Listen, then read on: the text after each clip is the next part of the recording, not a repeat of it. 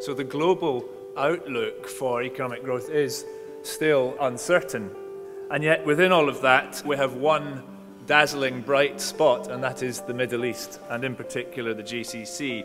The GCC region in general is one of the most growing regions in the world. We have a very high growth rate in terms of populations.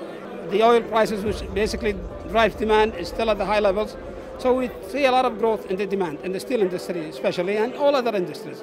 There is an overcapacity in the steel industry, which for some time that would lower the price being offered by Chinese and Asian mills in this area, making less rooms for local players and producers to compete. Competition is always welcome, but dumping is something that's not acceptable.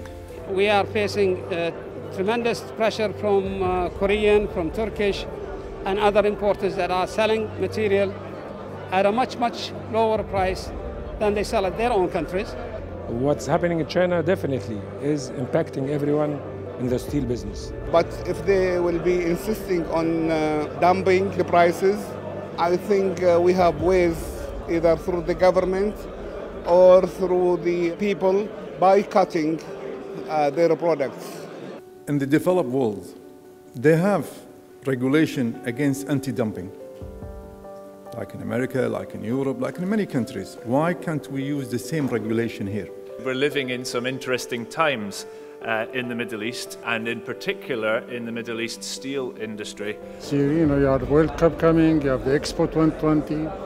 That shows signals that there will be some booming in the area. We have a big building project now in the Middle East, such as Qatar, Iraq, and also Iran. So all of these events shall make a big impact for us, and Saudi Arabia also, because they're building like six cities from scratch. Unfortunately, we have to speak about rebuilding Syria.